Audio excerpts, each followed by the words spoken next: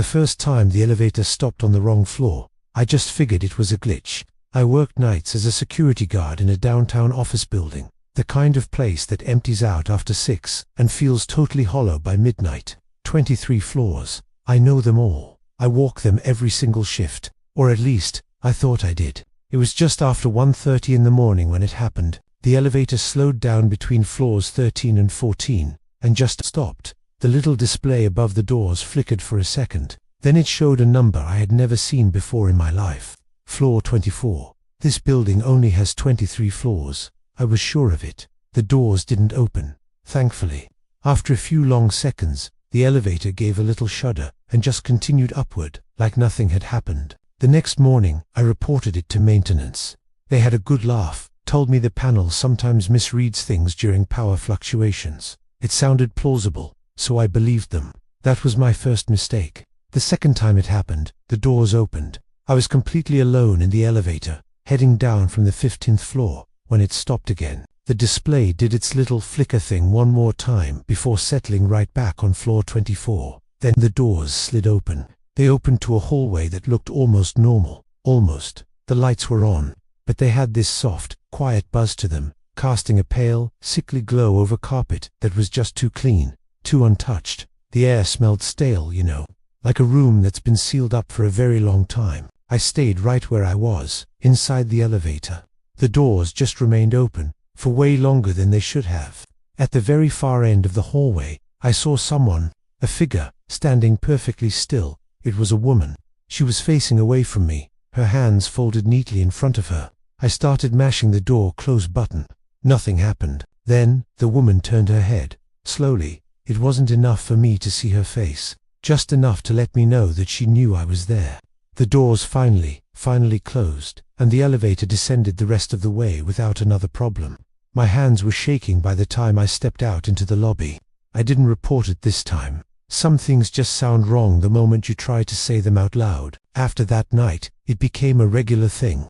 The elevator started stopping on floor 24 every single night. Sometimes the doors would open, sometimes they wouldn't, but every time, the display would flicker, and the lights inside the elevator would dim just a little bit. It was like the building was holding its breath. I started getting obsessed. During my breaks, I'd pull out the building plans and go over them again and again. There was no floor 24, no construction permits for an extra floor, no old renovation records. There was absolutely no trace of it ever existing. The security cameras were no help either. Whenever I tried to review the footage of the elevator stopping at that specific time, the screen would just cut to static. Every single time, for exactly 8 seconds.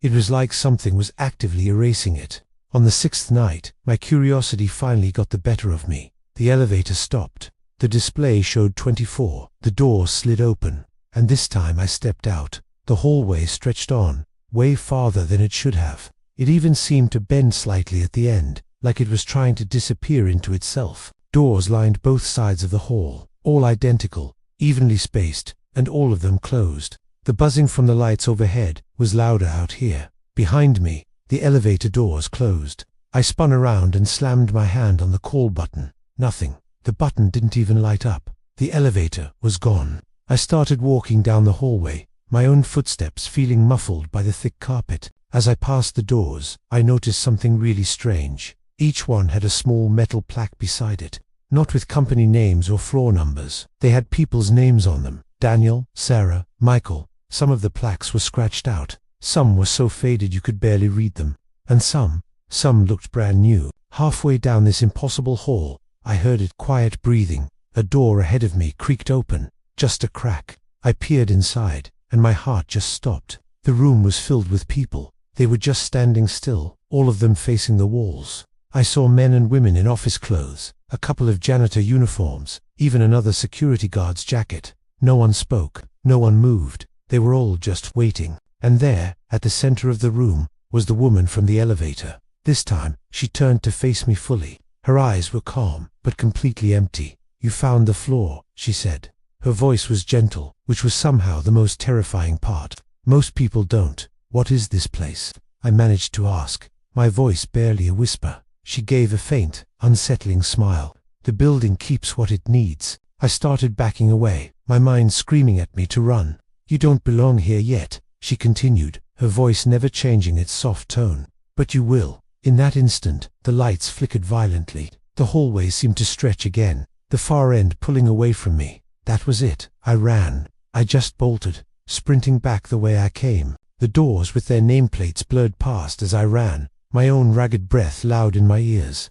Then, suddenly, at the end of the hall, the elevator was there. The doors were open, waiting for me. I didn't question it. I didn't hesitate. I just dove inside, and the doors snapped shut immediately. The elevator dropped. It felt faster than any normal elevator, a stomach-lurching plunge. When it finally stopped, the doors opened to the lobby. Morning light was streaming through the big glass windows. The building was normal again, almost too normal. I quit my job that day. I handed in my keys and walked out without looking back. I have never, ever stepped foot in that building again.